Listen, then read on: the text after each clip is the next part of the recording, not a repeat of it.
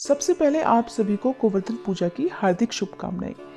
कथा प्रारंभ करने से पहले आप सभी से अनुरोध है कि कमेंट बॉक्स में कृष्ण भगवान की जय जरूर लिखिएगा।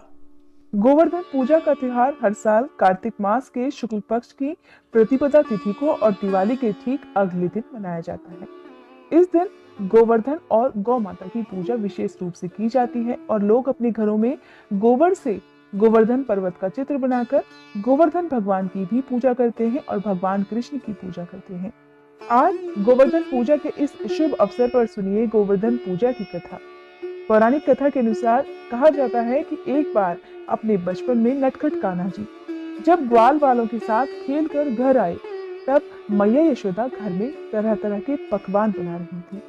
कन्हैया ने अपनी मैया से पूछा, मैया आज घर में इतने तरह तरह के पकवान क्यों बन रहे हैं? मुझे भी खाना है। इस पर यशोदा मैया ने कहा कि ये पकवान तो स्वर्ग के देवता इंद्र के लिए हैं। पहले उन्हें भोग लगाया जाएगा, तभी तुम्हें खाने को मिलेगा और बाकी लोगों को भी खिलाया जाएगा। नहीं तो इंद्र देवता नाराज हो जाएंगे और फिर बारिश भी नहीं होगी। जब बारिश ही नहीं होगी तो सारी जमीन भी बंजर हो जाएगी, जिससे मुझे, तुम्हें और बाकी सब लोगों को अनाज भी नहीं मिलेगा। मैया यशोदा की बात सुनकर छोटे से कन्हैया ने अपनी माँ से पूछा, मैया एक बात बताइए, क्या कभी आपने इंद्र देवता को देखा है? इस पर मैया कहने लगी, नहीं कान्हा, मैंने तो नहीं देखा, लेकिन हाँ, उनकी वजह से ही ब्रज में हरियाली है और वही वर्षा करते हैं। इसीलिए तो आज सभी ब्रजवासी अपने अपने घरों में पकवान बना रहे हैं।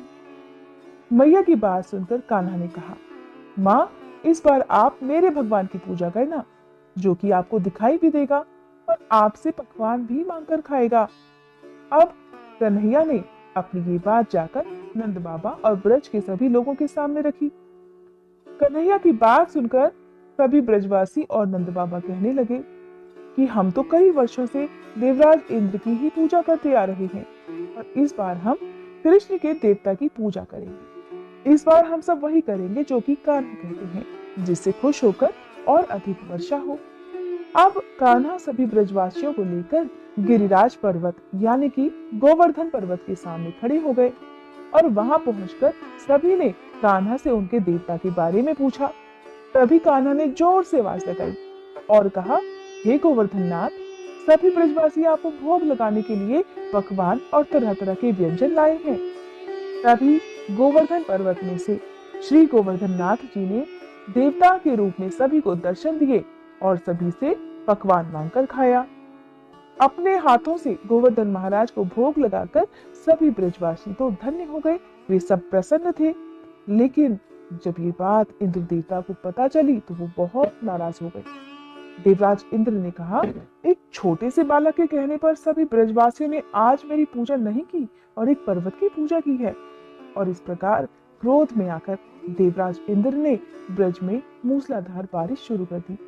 चारों तरफ जल ही जल था, जिससे डरकर ब्रजवासी कान्हा के पास पहुंच गए और कहने लगे, कान्हा, अब तो तुम ही हमारी रक्षा करो, क्योंकि तुम्हारे कहने पर ही हमने इंद्र देवता की पूजा नहीं की थी।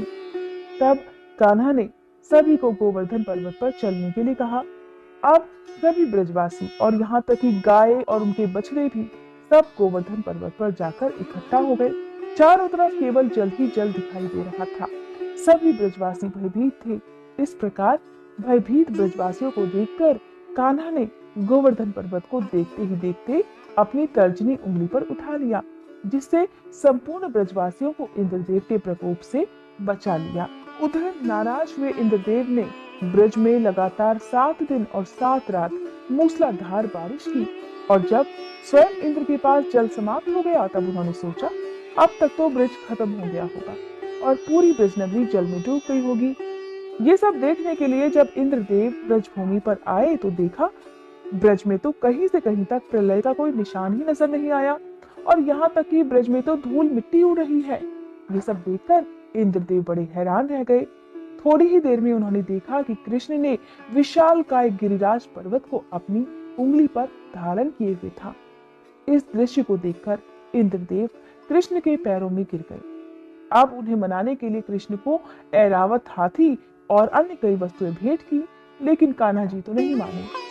अब इंद्रदेव ने नारद जी की सलाह पर सुरभि गाय उन्हें भेंट की और क्षमा मांगी। तब कहीं जाकर कान्हा ने अपनी उंगली पर धारण किए हुए गिरिराज पर्वत को वापस धरती पर स्थापित किया था। इस प्रकार कान्हा के अपनी तर्जनी उंगली पर गोवर्धन पर्वत धारण करने से सभी ब्रजवासियों के साथ साथ सभी पशु पक्षियों की भी रक्षा हो पाई थी। और यही कारण है कि गोवर्धन पूजा में गिरिराज के साथ साथ कृष्ण भगवान की भी पूजा का विधान है।